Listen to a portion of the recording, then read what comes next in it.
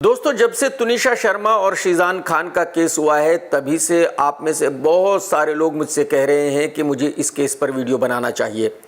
मैंने वीडियो इसलिए नहीं बनाया था क्योंकि मेरे पास पूरी डिटेल्स नहीं आई थी, और अगर मैं बिना डिटेल्स जाने कुछ कह देता तो आप लोगों को पता है कि मेरे ऊपर फ़ौरन ही केस हो जाता।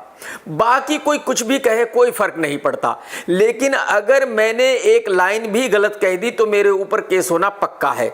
तो अब मेरे पास पूरी डिटेल्स आ गई हैं और इसीलिए आज मैं ये वीडियो बना रहा हूँ।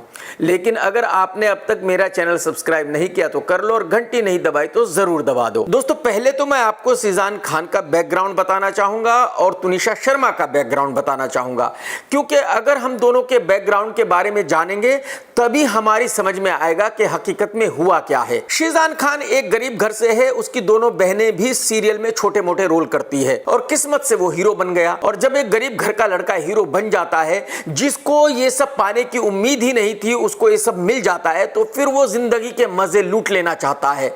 वो सब कुछ कर लेना चाहता है जो बड़े से बड़ा अमीर आदमी नहीं कर सकता। और यही वजह है कि शीजान खान की बहुत सारी गर्लफ्रेंड्स रही होंगी। शीजान खान मौज मस्ती में यकीन रखता होगा। शीजान सिर्फ 28 इयर्स का है, तो जाहिर सी बात है इस वक्त में वो किसी से भी शादी बिल्कुल नहीं करना चाहेगा। तो इसका मतलब ये हुआ कि शीजान तुनिशा के साथ भी वैसे ही टाइम पास कर रहा था जैसे कि वो अपनी बाकी गर्लफ्रेंड्स के साथ करता है, यानी कि मौज मस्ती के लिए उसने दोस्ती की हुई थी। उसको तुनिशा से इतनी मोहब्बत बिल्कुल भी नहीं थी कि वो उससे शादी करे और जिंदगी उसके साथ बिताए। दूसरी तरफ तुनिशा की लाइफ नॉर्मल नहीं थी, वो एक डिस्टर्ब चाइल्ड थी, और उसकी वजह यह थी कि बहुत ही यंग एज में उसके फादर का देहांत हो गया था और वो अपने फादर को बहुत याद करती थी, बहुत मिस करती थी। यानी कि तुनिशा की लाइफ भी तकरीबन वैसी ही थी जैसे कि सुशांत सिंह की लाइफ थी। सुशांत सिंह की मदर का देहांत हो गया था जब सुशांत बहुत छोटा था, और सुशांत अपनी मां को बहुत प्यार करता था। वो कभी भी मां को याद करके रोने लगता था। तुनिशा बहुत कम एज में अपनी मां के साथ चंडीगढ़ से मुंबई आ गई थी, और वो बचपन से ही फिल्म्स और सीरियल्स में काम करती आ रही थी। जिस सीरियल की शूटिंग चल रही थी उसमें तुनिशा और जीशान मेन लीड में थे, और जून का वो महीना था जब ये दोनों एक दूसरे के नजदीक आए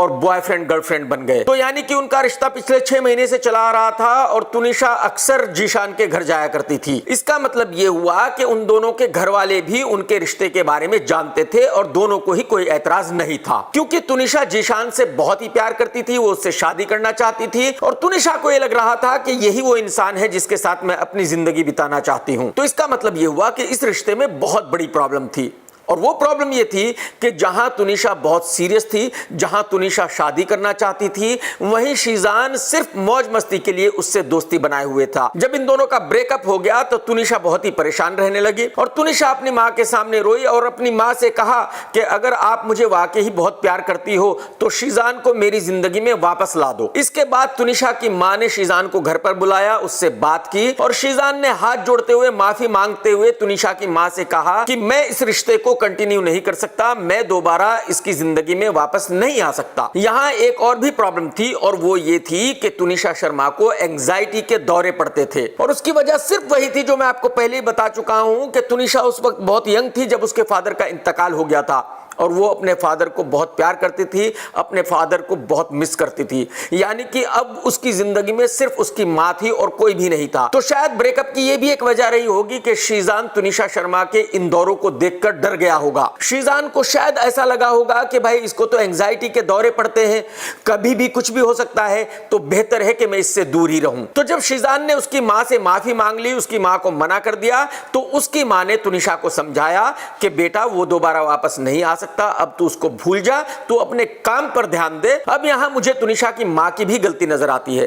तुनिशा की मां ने उन दोनों की दोस्ती क्यों होने दी, और अगर दोस्ती हो भी गई थी, ब्रेकअप भी हो गया था, लड़के ने माफी भी मांग ली थी, और लड़के ने ये बता भी दिया था क्लियरली कि अब मैं दोबारा इस रिश्ते में नहीं आ सकता, तो फिर तुनिशा की मां ने तुनिशा का ख्याल क्यों नहीं रखा? तुनिशा की मां उसके साथ हमेशा क्यों नहीं रही? और अब आते हैं क्लाइमैक्स पर। अब मैं आपको बहुत ही जरूरी बात बताने वाला हूं, वो ये है कि जिस दिन यह हादसा हुआ उससे 5 दिन पहले भी तुनिशा ने खुदकुशी करने की कोशिश की थी, और उसके हाथ में चोट लग गई थी, लेकिन वो खुदकुशी नहीं कर पाई थी। इसके बाद उसको हॉस्पिटल ले जाया गया, और शीजान ही उसको उसके घर छोड़कर आया। और शीजान ने तुनिशा की मां से कहा कि देखिए आप इसका ख्याल रखिए, क्योंकि दोबारा भी ऐसी हरकत कर सकती है, ये दोबारा भी खुदकुशी करने की कोशिश कर सकती है। अब यहां शीजान और तुनिशा की मां की बहुत बड़ी गलतियां हैं। शीजान की गलती यह है कि जब उसको पता चल गया था कि भाई तुनिशा उससे इतना ज्यादा प्यार करती है कि वो ब्रेकअप बर्दाश्त नहीं कर रही है, उसने खुदकुशी करने की कोशिश की है, तो शीजान को फौरन ही तुनिशा को समझाना चाहिए था और कहना चाहिए था कि नहीं, मैं आपका बॉयफ्रेंड हूं, हमारा ब्रेकअप नहीं हुआ है। अब शीजान की ड्यूटी यह थी कि वो आहिस्ता आहिस्ता ब्रेकअप करता, क्योंकि उसको पता था कि अगर वो ब्रेकअप करेगा तो लड़की खुदकुशी करेगी। तो इसका मतलब यह है कि शीजान की ये ड्यूटी थी कि वो उस लड़की की जान बचाता। अगर शीजान ने तुनिशा से थोड़ा भी प्यार किया था, मैं कहता हूं अगर वो सिर्फ दोस्त भी थी, तब भी उसको यह चाहिए था कि वो उसका ख्याल रखता और उससे कहता कि नहीं, मैं तुम्हारा बॉयफ्रेंड हूं, ब्रेकअप नहीं हुआ है, और आहिस्ता आहिस्ता ब्रेकअप करता। ऐसे हालात में ब्रेकअप करता जब उस लड़की को बहुत ज्यादा दुख ना होता। दूसरी तरफ तुनिशा की मां की यह गलती है कि जब उसको पता चल गया था कि तुनिशा ने खुदकुशी करने की कोशिश की है, तो उसके बाद उसकी मां को लड़की को एक सेकंड के लिए भी अकेला नहीं छोड़ना चाहिए था। फिर भी तुनिशा की मां तुनिशा को अकेले शूटिंग पर भेज रही थी, जो बिल्कुल ही गलत था। अब आते हैं हादसे वाले दिन पर। उस दिन तुनिशा नॉर्मल थी, शीजान और तुनिशा दोनों ही साथ में शूटिंग करने वाले थे। दोपहर से पहले शीजान की शूटिंग हो रही थी। दोपहर में तुनिशा शीजान के रूम में गई और दोनों ने साथ में लंच किया। जाहिर सी बात है, दोनों दोस्त थे और दोनों ही साथ में शूट कर रहे थे, तो एक दूसरे को अवॉइड तो नहीं कर सकते थे। और मुझे ऐसा लगता है कि जब दोनों लंच कर रहे थे उसी वक्त दोनों के बीच में बातें हुई होंगी। तुनिशा ने शीजान से कहा होगा कि मैं तुम्हारे बिना नहीं जी सकती, और शीजान ने वही हठधर्मी दिखाई होगी कि हमारा तो ब्रेकअप हो चुका है, जबकि शीजान को उस वक्त ऐसी बातें नहीं करनी चाहिए थी। खैर, दोनों ने लंच किया और शीजान को बुलाया गया शूटिंग के लिए। वो शूटिंग करने लगा और तुनिशा शीजान के रूम से निकल के अपने रूम में चली गई।